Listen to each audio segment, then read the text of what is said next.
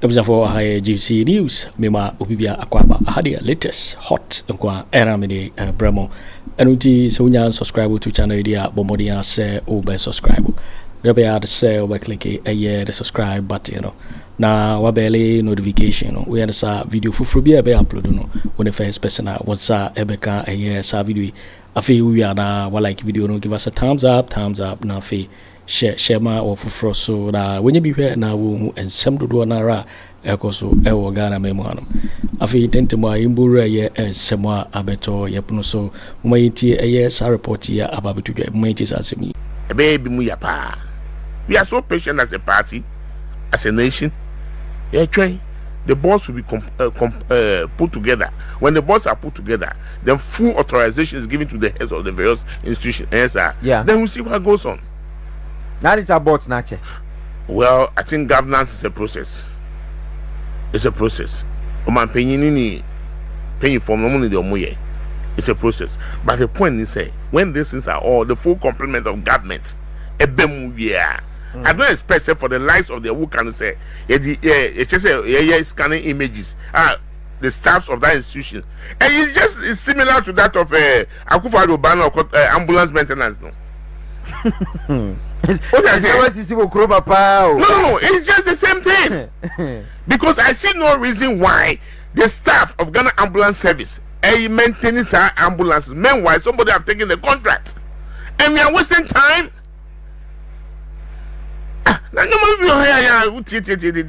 So we got chop banana see anymore. And case be bomb pie. Ghanaian see when he see the record. Umpa boy you no bomb pie. You understand me? Yeah. We made that noise. Say Akufo Addo Agy contract to maintain ambulances. Yeah. And same services will be maintained or serviced by staff of that institution. Then what is going on? Just invite you, and whoever is the head of that company. That's a chronobo. Now you can is the head of the Ghana Ambulance Service or Hobium. So still. And on your mente say yeah you need it.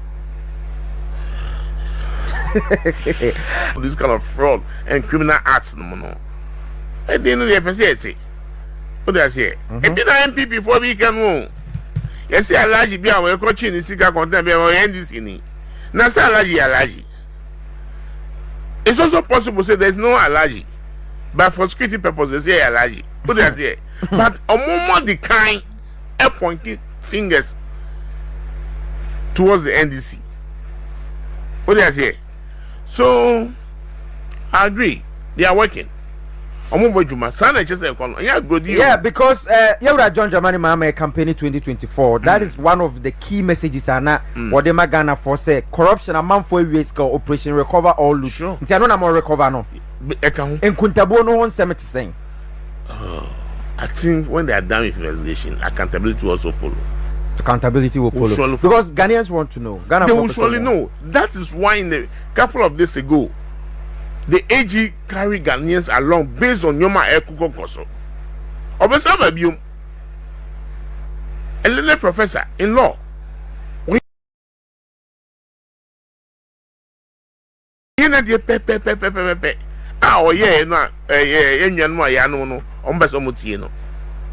are going to carry Ghanaians along to brief them exactly what is going on in this country from sector to sector. Even they had time. But I mean, one time I say, Casano and Chasso, you put it into action. How many Chakasazo? Whoever is responsible for whatever sector, let's put those criminals into action by sending them to court. What did I say? We should start exposing them. Let me frank and honest with you here. Because when you're in opposition, no, you're born, you might be whom they will. So where I say. So I see no reason why we should be delaying with investigation. I thought we have the facts. Ghanaians are anxious. Of course, Ghana for any abre. Yes, because investigation were too slow. I said the answer too slow because from 7th January, say by before say ya best way man penny in kwa na ne nkrofo a ombeba on beba various air security positions they knew say omo neba no bebre na kra intelligence nti adentina sabre yenya nipa ba ko bi enele no there be enconisa because the security service must be fed with information ebi na honorable jina kwa ye no or feeding national security say I see then they'll make a follow up and upon that we na arrest also what do I say but they had come so here there because they have to feed national security or the security apparatus to enable them act. And now we are sector minister and now we are agency header. One for information now my bed on at your opponent. In the neighbor honorable John Yakwabaso. Electricity ECG over how many containers? 1,300 plus gone missing. Minya 40-footer container there. You know what 40-footer container means? 40 foot 19 years. What I say, but with due diligence by the sector minister in collaboration with the security apparatus, you understand me? We should start acting now. These guys are a bunch of criminals. The little space. But could be the no, yet they were parliament panel 17 km. That's a parliament call recess until maybe before that recess. No, I did it. Or call national security by no heading. Yeah, press conference said, no, teacher, no, idea. No. Oh, leader no back with you. Sir, the best body. And I said that, look, these guys, it's time to shut them up. It's time to shut which people up. I'm talking about MP. When I say these guys, I refer to MPP. MPP as a whole. Some of them, anyway. Papa be move. Papa phone. Sir, I'm telling you, I know them very well. Wouldn't I say your phone and answer your phone call? What I say, I know them very well. And you know, let's see something going. Much as I agree the age is very soon, or the government cockot no. Yeah, let's start moving. Maybe they have a strategic plan that I'm not aware, and I don't need to be aware of their strategic plan. But we Ghanaians want to know exactly what is happening. What do I say? It's another. The zeal, the enthusiasm are Ghana for the Maya, and see that under the fourth dispensation of our beloved country, say opposition track bearer, and 57% plus, and see that Jáil runs Spaniards at the end of that.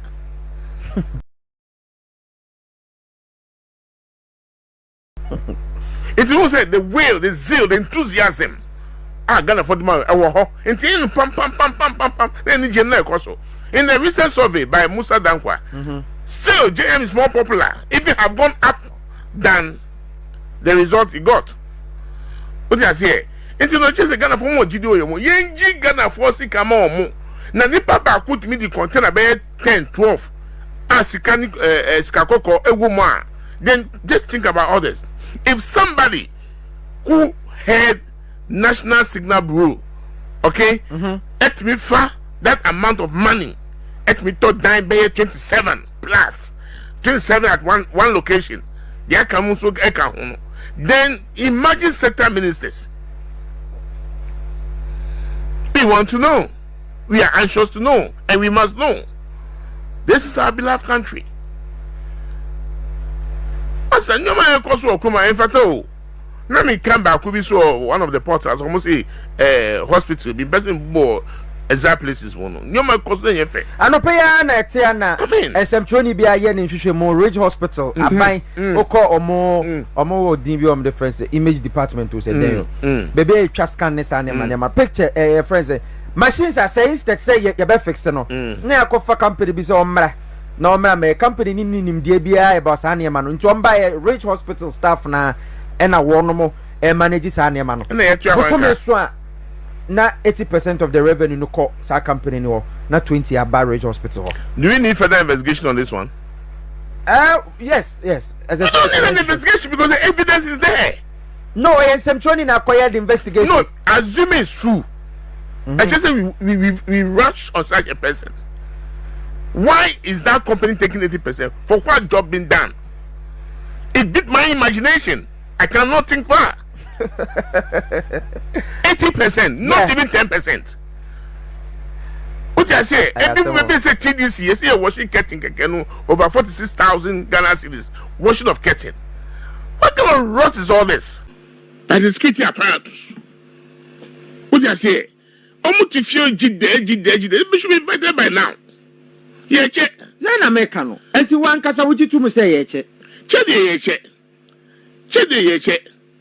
What I say? Casano Yard also. It must follow with action. Ghanaians are patiently waiting. As you remember, but then tackle Konubonu and San. ECG Dika over 70 billion Ghana cedis. Divide that by 16. If you the car ECG in dollars. What do I say? What we procure on Yoma are able to take the next 25 years. But within 5 years period, Yoma expire. In so with their mammy no. One mammy so baku 40. Say me within the program. But in the next 15 minutes, we program about the pong. Mammy so me no. It is not the animals as you know. How? And we have people like this govern such an institution. Me tell the former MD the other day, no kasa bebre. Oh no, Kamina me di. Because he's calling for sympathy. If I were him, I'll be mute. What do you think has been here? I will just go to the minister and get this explained quietly to the minister. Then the minister will come out and speak to the nation. But who started defending who says, you were the MD.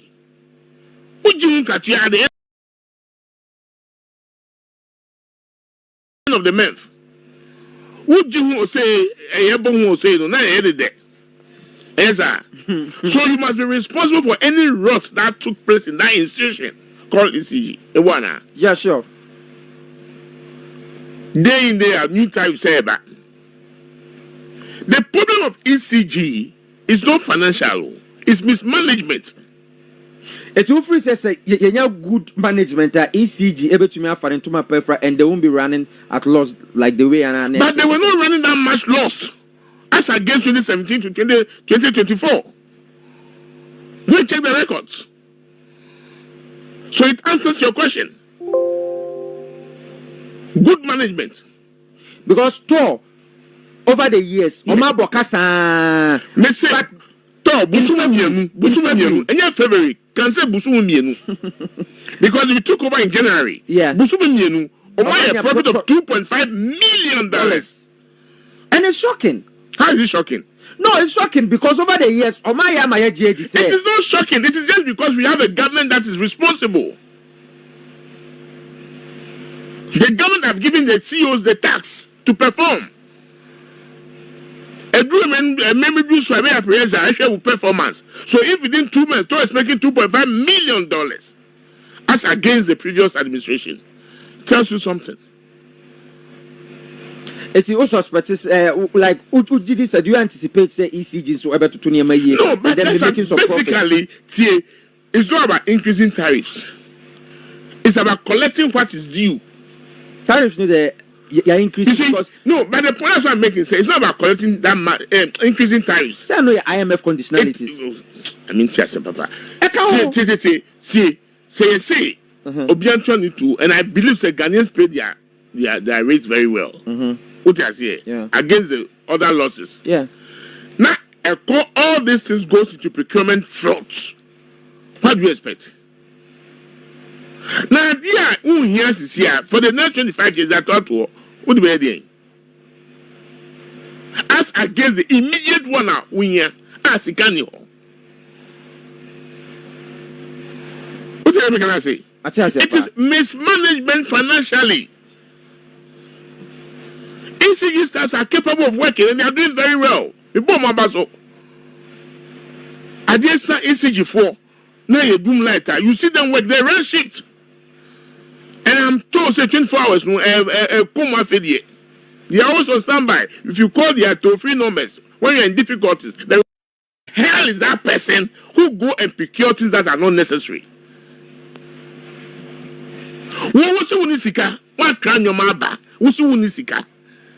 Get this clear to clear the thing. But when you're sick, I'm a private company to go and clear. Nyansa be na wo. Edidi jabem your friend say edidi abem. You whatever the person must face the law. On me Sunday na mema me mani age. Because Ghana for bebre na can me kwa bonten amene amanfo ta di nkomo. Omo say you are John Jina boy adwuma. Omo hu say ade na yira ye tete amanfo. Ade ntina ECG phone bi wo ho. Ebibu krasi dubik ma makran kese sabre ya che no. Onu na make cancer or kasarodo. But this like just one invitation. Onu mo can say is ready to cooperate. So what are you waiting for? Call him to come and cooperate with you. Call him. Also, a back critical, also more bombarding. There are some letters flying all over. Authorization of selling of the container. Copy to the various departments, including the former chief of staff. Frame up, Harry. Yes, they should all come and answer. Chief of staff for 8 years. And then 8 years in here. And then 8 years in here. Papa be no tiso no. Papa be no tiso. Okon work as a clinic. He attend to everybody. At me free office, Jilose be at me free office by 11 anajo. And up 11 no. He see to everybody. So when we are able to manage such crisis by punishing people, no, they also be scared to mismanage. But if as usual, they are well. Are they always say Ebeko as usual, Anna? No, it's too early to give that judgment. But we say speed near. Speed. I think the speed. You have speed. That's why I see the big Mahamadu. That's the speed. So yeah, because port. So answer na. So Kwaku you mobile phone keke kwa porter. Nkrata be sign ni baby obe. So definitely someone might have given some authorization for it to be released. Sure. Because the thing went into mortgage. How did you allow the thing to go into mortgage? Demurrage. Demurrage. How? When you say what can your man ever? Who can they? Because you have a clearing department. Yes. You have procurement department. Sure. They work hand in hand. Yeah. Bill of lading has been sent to you. So you must work on it. Because I didn't hear anything and will cry. Yes, sir. Sure. So why do you have to allow it to go into demurrage? And only as I'm no. Why do you have to allow the items to go into demurrage? Because you procure the thing for a purpose. Much as we say a 25 years usage. But now we hear there no. What do I say? So it's likely the cost of demurrage is more than the cost of importation. There are a lot of questions to be answered.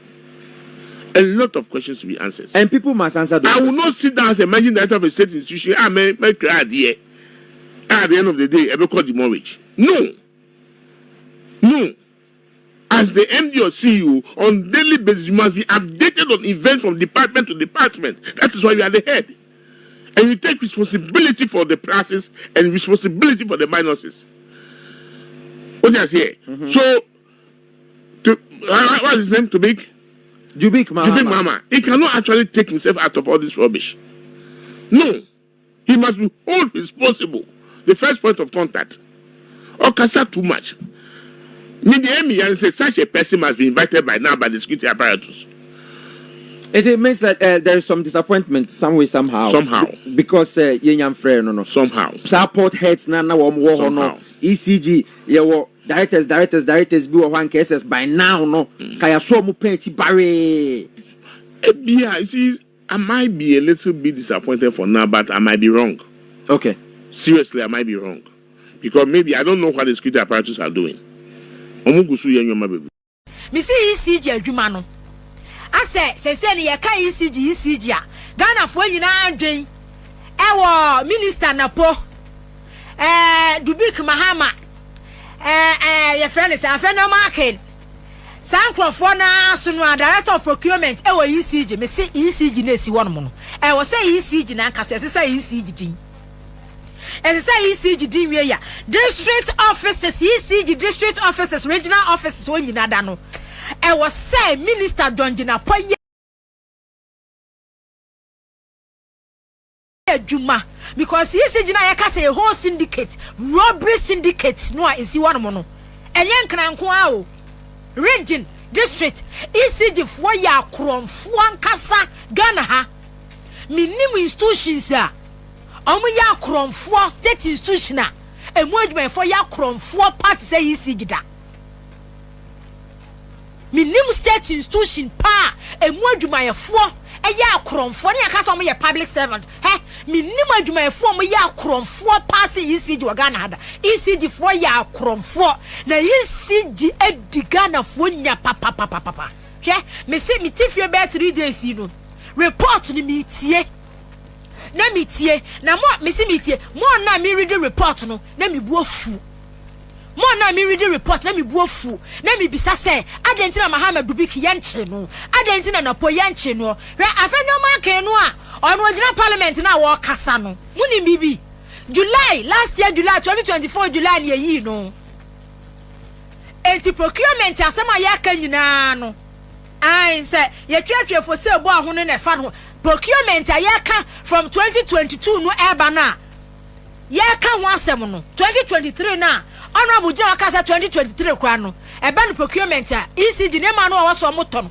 we read report na ene ma no wo say ECG eto no le no kwa sa bo be say 1 billion Ghana cedis by kwa wi achele ECG 2023 nkwa no procurement nkwa was over 8 billion Ghana cedis 2023 Afenyo Markin na onye board chairman ewo ECG ono board chairman e friend say kwa Kennedy Agyapong me say we me read the report no mo na me read the report na me bufu mo na me read the report no na aha enti ono sa board chairman we ono dia wa chair pa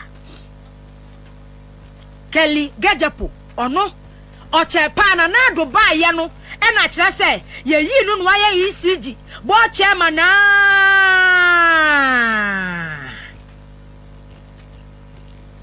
for personal reasons and to ono no me ho no mo a e na Kennedy Agyapong no ono step down or resign ye and wo koye and to akwa na Herbert Krapper deputy minister energy ono be take over and na July mu ya appoint Afenyo Markin tina Afenyo Markin ECG nsem no wanya nwua enan agina so a na ni abre ne ho a oka no na me kan ha last week Friday say ensem na Afenyo Markin agina parliament a woka no say president Mahamadu so wa system na ya adwuma enkanya parliament floor ho no mo e na was Afenyo Markin ko gina ho no ko titina num e ka kire Ghana fo so no kwa ya bo che no sa kro no no a ya ton ECG containers no okoko hu ye akoko toye ade ana ekoso akoko toye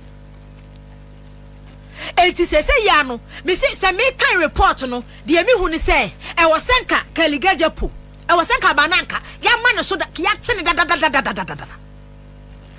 ya che no da because those procurement breaches no onu na ya bo che Kennedy Agyapong ye money din obi aba Afenyo Markin e na Afenyo Markin na but any panel procurement breaches omo to containers containers no Kennedy Agyapong ena na ye board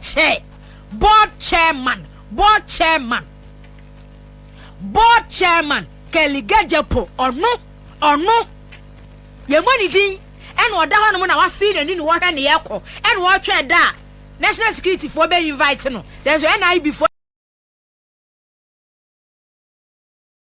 na so be odane den wa fi nani en wo tie no wa fi na so en wo tie nia ekoso Kennedy Agyapong or tender in resignation letter Herbert Krapper deputy energy minister and look at Herbert Krapper President Mahama after ni swearing in eba ya febe ye say West Africa gas pipeline no one more shutting down for maintenance na dum so free ase eba no na Herbert Krapper no the audacity so ono be granting interview akacha President Mahama say obe na dum so no ho no mtu hwe no maka ne ni nyina so syndicate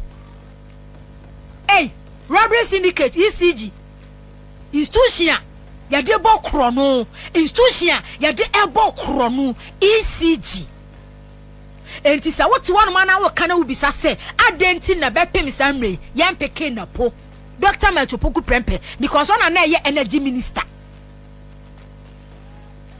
adenti na bepem samre Kennedy Agyapong board chairman adenti na yem peke board chairman adentina Mahamadu Bik and some say atena say ni ye kan Ghana for follow mu nim Mahamadu Bik attended in resignation letter Emma MPP penny frame say na Akufo Addo die ye wia die nkrofo mo wia na ka your maybe a system e ye adwuma ka Mahamadu Bik and ka on resign nkonko tenase na on dwe ne ho ka se ka Mahamadu Bik system no e che Mahamadu Bik na boni a wadi we ECG MPP penny na frame ka asem we kire mi o read the report na then managing director Mahamadu Bik then managing director Mahamadu Bik then managing director Mahamadu Bik others from above other director of procurement committee any ni shia ya omu ebisa no se adenti na eniema no omu to no omu togum omu import containers import ya omu hia or say others from above and yes say omu hia eniema na omu import no and yes say ECG for hia o they don't need them omu hia everyday nyankopon hey Ghana everyday yeda wasese waji Ghana and yes omu hia niema no but others from above then managing director others from above then managing director and unkwa director of procurement in estate one report ni say wutia wutibi hunu say hey NAPO mwedi Ghana bro mwedi Ghana nya maya Ghana bone Mahamadu Bik Kennedy Agyapong maya Ghana bone ECG nankasa ewo within no ewo shipping a year ewo mu a omo niema mbe import abia no omo na ewo so omo clear mint logistics why dia mint logistics why dia enye shipping firm o mint enye shipping company bia but Mahamadu Bik Dr. Melto Poku Prempe Kennedy Agyapong mint logistics ya hwa there because who read through reports na atlas for otchere ye edema ECG for company for say mint logistics no enye shipping company you mbetimi a clear omo niema that word shipping company no eye himfo dia adwuma ECG na nkasa within no ewa shipping firm a ewa so omo clear omo niema containers egu habo no na Mahamadu Bik Kennedy Agyapong na ponom ma award na mo dia ma mint logistics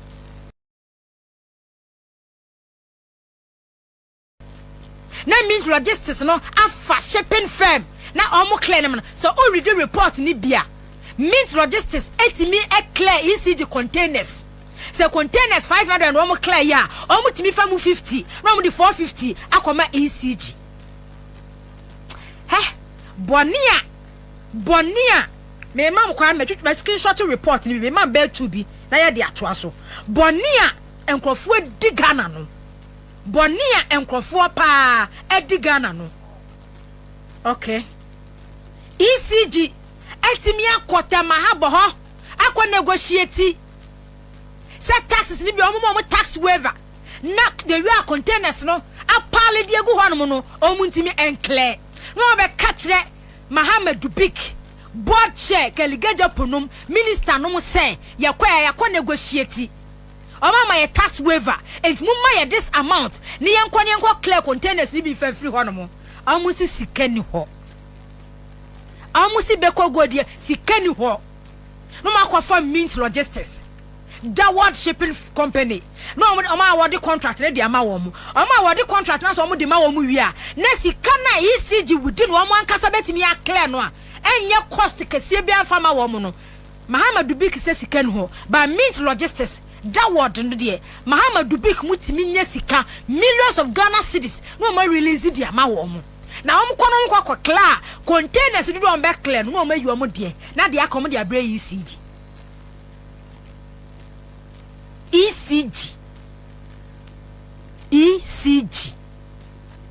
Bonia enkrofo di Ghana no ewo Ghana ha sei ya ufa social media so a because of honorable Jinapo ensem kekentine MPP fo anya nwua anya no e kasa wo Ghana ha no no a eya na ye mahomete because me na ma me menti ase say ECG containers ayira energy minister enye una ma ECG containers yiraye ade abechi a we national security for and search fish out baby a ECG containers for ayirako me sadia no me ntiase se import do no import containers ne bae no Mahamadu Bawumia ni wa ha director of procurement no omu nyina wa ha Kennedy Agyapong mu wa ha Dr. Matopoku prempe mu wa Ghana ha ba donjina pose ono de all track containers key suspect na omu no a omu be kire baby a containers na fa no eda omu dem edidi and on the chopper kosi we so no the chopper kosi we so no the chopper kosi we so no mu wuram no omu wura ha no omu pie no omu kwa no omu ba because system na you lose sa system ni you lose a enka honorable minister donjina po enya wura wo chesi baby a containers nam after this report here ekura we report here honorable minister ekura wo no enye wo na wasa wo chesi baby a containers wo this report na ekura wo no enye China fo ni India fo ama na ebo na wasa NDC aba me bebo ye say match Chinese match India ntie ndey ndey enye san komo we enye san manie we na ye pesa ye te wo Ghana ha because minister Dr. Matopoku prempe wo Ghana ha Kennedy Agyapong ya ono na nache wa approve those procurement no o Ghana ha Boakye o Ghana ha Herbert Krapa e wo Ghana ha Mahamadu Bawumia e wo Ghana ha enti samane no a mo bo Ghana fo no enye no ne ehia ya te China fo ntidi China fo na quarter mahabo se wo mo ye auction ejom kwato containers na eye China fo na quarter mahabo containers no me import to the buy even quite we read true report na report no kwa kire say containers na nkasa kura no de aka kura no ebi kwa o transit ebi meduru Ghana ha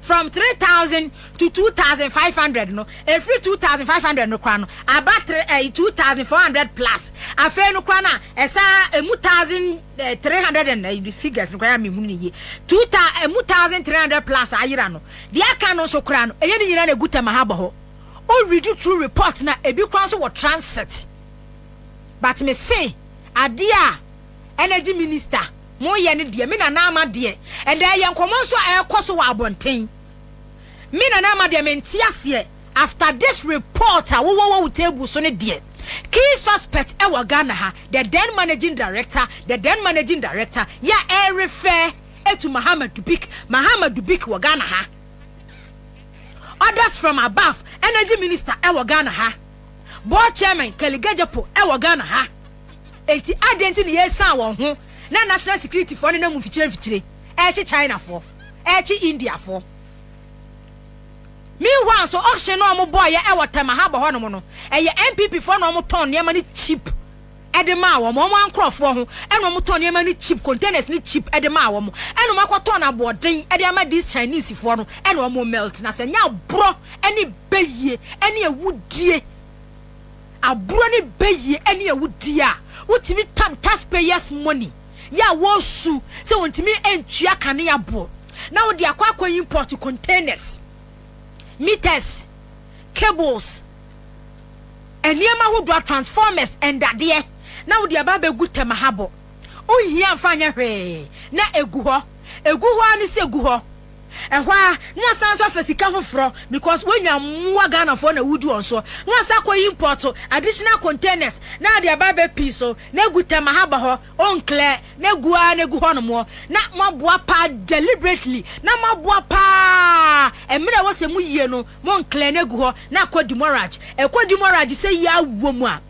after some days no yes ya auction na abayadwa pade ya auction abayin adwapade meters ya auction edema ankrankran wa abonten abayin adwapade transformers ya auction abayin adwapade cables ya auction na maton fofofo de amamu ankasa mo nkrofo ho container $500,000 ni ya boni sale wa auction ni ya de amo bi 100,000 Ghana cedis Chinese companies for no akoto na boden na omo de amawo mo na oma melt. Say transformer na dia ni ya nane no say ye cable so ni ya nane no ni e di bia ye iron rods ye wi ani asa di bia ye alumi na aluminium no ya sa export edeko na yomo de akoye cables omo de ye cables no a na chese akronfo omo sa nya sika foforo na cables no omo sa de akoto aba na system ha bo hono mo a ye nkokle ye nyi egu hono mo a na guwa digu a na ya auction na ye nkrofo akoto na ye de ama Chinese fo no no omo nane no omo de bia ye na de iron rust no me de on pepe no omo de bia ye aluminium no omo export na ekọ no omo de bia ye cables na ya sa akoto on my beni amemwo beni a day amemwo and a Ghana yahunu 8 years a day amemwo na just say ye yahunu 8 years abro ni beye abro ni beye abro contract no we read the report na Hopeson no contract ni omo award bi di ma Hopeson omo se Bawumia ni nua dia containers ni bebre ni dia yira ni dia omo ni nyina no sa companies omo award contract de mo Hopeson ka ho but ye chase China for what for adezi ni ye chase China for adezi ni ye chase India for bra corporate na nkasa wo nkasa wo Ghana ha minister deputy Herbert Krapanom Boakye no ene wo mom kaka ho wo Ghana ha ya wo sa so peki Afenyo Markin kura na obaba make statement was a national security was a hiwa ka chom say no kure yade na ekoso ho no adenti na yate si abonti ekwache China for Ghana for no a wo ye involved this scandal no Ghana for no ye involved this scandal no ade no mo da so to no ye mpeki wo bia and you think say me ba betena say me ba be bo minister wa baso ba be bo NDC aban baso bra me ordinary Ghanaian me bre bra Ghana for su Ghana for no dem oba bre wa anti-mercy na me dru mami ho ya be change ni meter na mami kasa na nama efia hade na me ye wa ha week bia me to light 500 Ghana cedis week bia me to kania 500 Ghana cedis Ghana ni esu na nyankopon aboa change of government Ghana for say ye pay change ye di change aba na minister wati committee na committee di report we ya brew na omo di sa bone for some no wo Ghana ha na wo chesi China for do akoto kebu na wo chesi no enti se me dana me sori na me kokko hunu se wo minister no stations amotete no omo mafia wa afi kwa na me sa asrew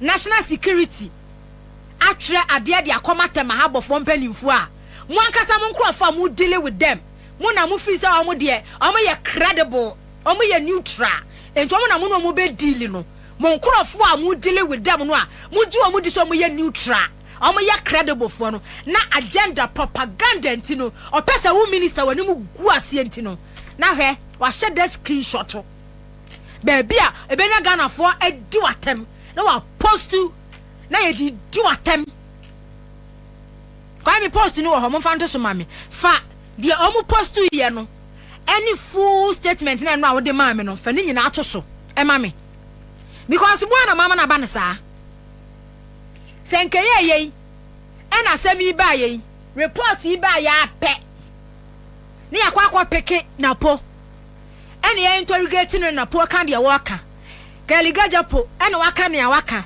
Mahamadu ene wada so hyemu a ena ye friend say bet crapper enso eda so hyemu a mo so kwa de ma ben mo chi free from mo betimi a che bet crapper kra ansa na later NAPO na mu ma peke no na ye kan ye kan but where the anya sa China for ni ye chesi China for eni ye chesi China for o chesi China for sa dey China ni India ono no woni company o be kom kra companies lu kwa na ye MPP for dia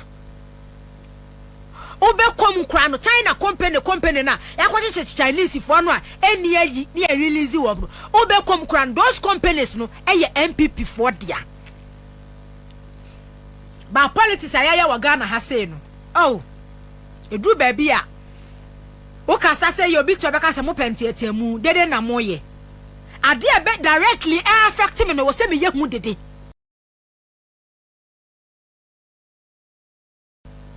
ade directly ECG ntimi ma me na na ma me tia no say me nkotua bill 800 Ghana cedis na me ntua be 800 Ghana cedis ma me bi ono te ni baby obi di fridge si baby ye coaster obi chichira bele carpenter ni mason ni fitani your friend is say hairdresser na omo to light bill no omo to ni boom boom boom boom na nkrofo so na ya bua sika no a na ECG a whole syndicate Akufo syndicate na omo wi sika no na ya ye di ene okay so fu ayini nie ahu wei ene nra oh ebe da so na ekọ fato so mame fu wa nie ena na mo de omo screenshot to ye no na mo de ato nchen and the Roman screenshot a request for assistance to evacuate 706 ECG containers. Enti we na omo ye hwe and a date ni da so 13th March 2025. Ghana Port and Harbour Authority received date no 13th March 2025. Director General Ghana Port and Harbour Authority and also yentino request for assistance to evacuate 706 ECG containers. And to omu ya pe adoni ye full statement o. Ena credible for. E ho so na say NDC mi omu gro.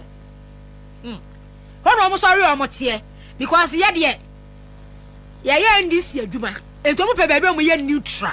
Ni baby omu ye credible. E hwa credible stage for no eyo ma so be mafia minister eno bo mo de edit no screenshot to top no we hwe ba fu ayini enti you are kindly informed of plans to evacuate the list of attached containers belonging to the Electricity Company of Ghana to the Abelempe warehouse of the National Security Council Secretariat. Meanwhile, all port charges be suspended on the said containers pending outcome of ongoing investigations on same. Enti we copy Honorable Minister Onie and National Security Coordinator Osman Abdurazak Onusunie. Enti because of investigations ni adwuma wo mu yenti no. And omo try ye ekoma Ghana Port and Harbour said omu release 706 containers. Omu de kwa kogu National Security Council, omu secretariat, omu warehouse, pending ongoing investigations na ekoso. She, we, sadie we yo. And I'm on Crawford, I'm also my credible for no. Sadie we, me wahono musana mi huwa di pa, gaya, and otchere ECOC has intercepted exclusive document on the ECG missing containers. International say eneno momra. Roman super donjena po. Omu post to ye less than 120 comments. And one MPP for na screenshot sadie way na omu share afedie no ya compare construct compare say ya na date no omu highlighted date no 11th March 2025. We obi na di kan post to sadie we meanwhile statement ni ye full o a full statement yeah details everything about the content ni na wo mu but we twa and the MPP for circulate I mean what na me mission am say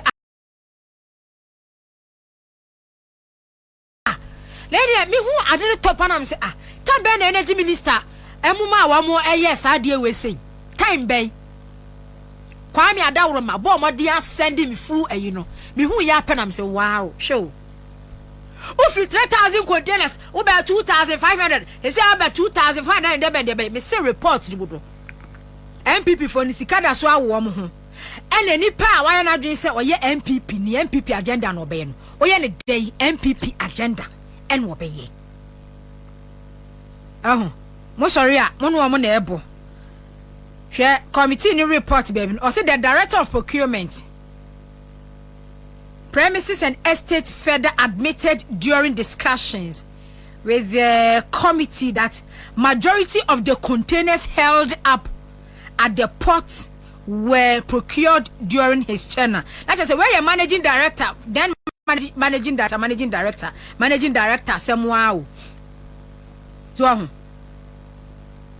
managing director intino who read eba from or say the director of procurement premises and estate stated inter alia that indeed ECG procured in excess of its demand.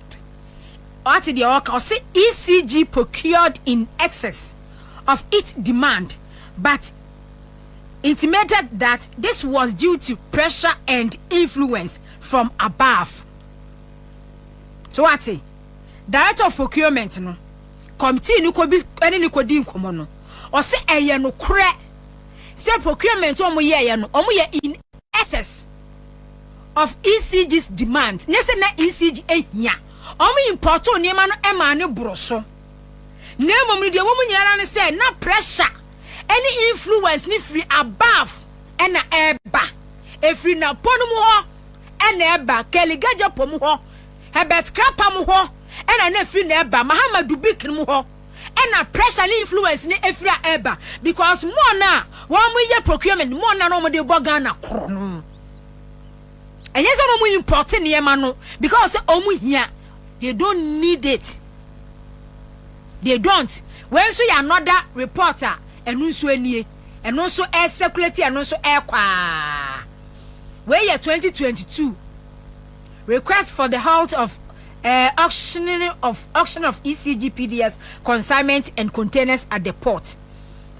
Okay, we year 2023 so enye se omu hia o eti report ne da so no we year wamu ayi ni bia na efri ase a epiepie ya epia urban enye se omu hia containers no etina me bisa I keep on asking say enti ECG no apart from electricity na power na omu ton ediama consumers no omu wo business fufuro bi omu run ana se enye no enkane no nkwa na wo ton no a aha menya de ni okay me de ade we say me read this audio say out of the list of 2,462 containers provided by ECG, out of the list of 2,462 containers provided by ECG, as the number of containers on UCL a whopping 1,328 could not be assessed by the committee, while 34 were in transit and yet to arrive at the port.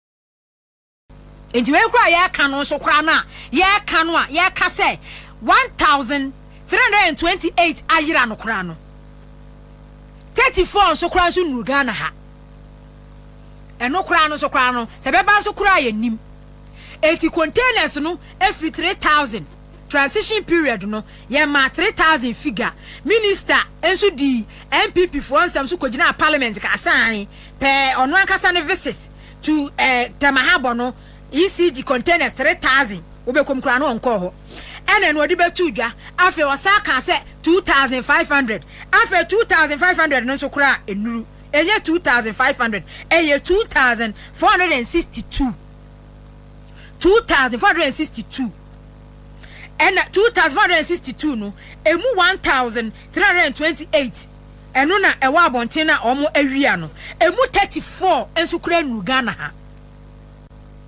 enjasa wokabomu a ECG containers ankasa committee no jasa omo kokwato ye no eye around 1,140 ho enu 1,150 kura transition almost 3,000 containers afi 2,500 afi asanso ate e de about 2,462 emu 1,328 ayira emu 34 enso on transit enu so ni baby kro se yi Morocco se enso transit ni wo Egypt o se enso e wa Liberia se enso Mali o ma ye eyepo ato Mali ya se edru Mali o se enso o ma ye epo ato Burkina Faso ya transit no edru Burkina Faso we don't know. 34 so kran ensanso ndri eti wo calculate ni nyina minister John Jinapo ejina parliament a wo kase wakọ tema akwakoto ECG containers 3,000 stack there no oboa the ECG MPP for kan tu ni tirim no na omo eboa containers ya e water ma ha bo hono no enu 1,150 kura enu 1150 kura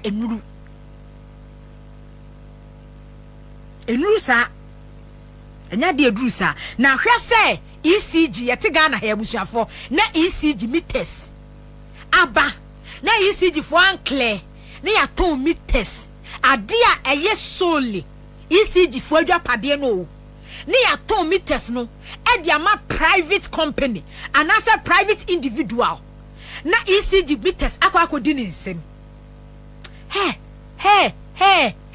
Ghana de sey nyame ne hu Ghana mobo eje Ghana pa de a enka Ghana ebe kwa se de omo eto opposition a we ka ku no said the defense minister kwa kabi no former defense minister Dompreh kwa kabi no enka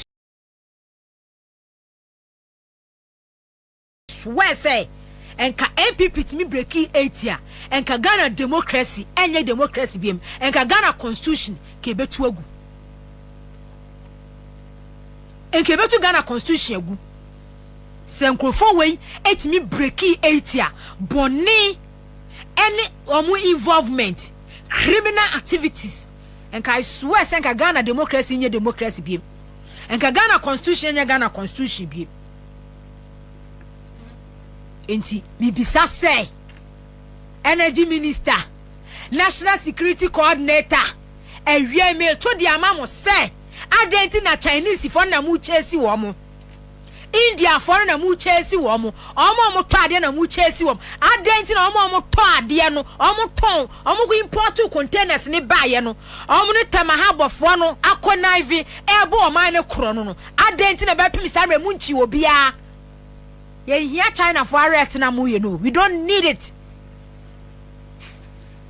near to Ghana ha we make country Ghana for say mo ba to light him utimi say PULC dey a useless institution kwa no PULC a useless institution and our Ghana ha say ECG no say privatization in the bay year mo nya ntem na private no engine na wonsom na munyi ECG no kwan free because e say no kra Ghana ni biate ECG kwa na ni buafu.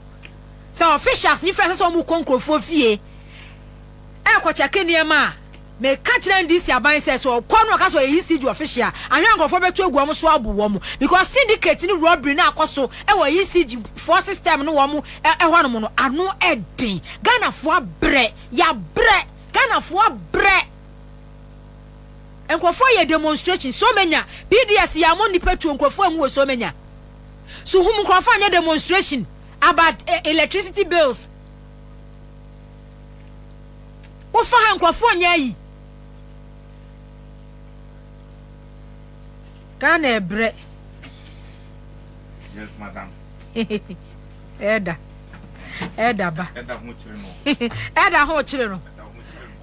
Pressure da eda so. Pressure the eda. Entina ya mam we 57% pressure there.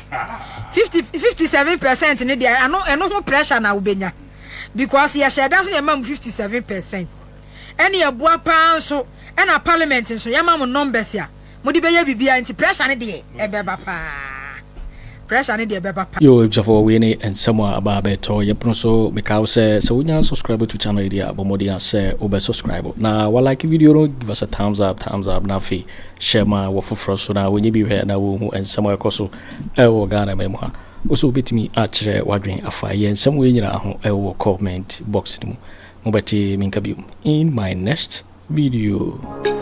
Thanks for watching. Like and share the video. You can also drop your comment. Please don't forget to subscribe. Click on the bell to turn on the notification.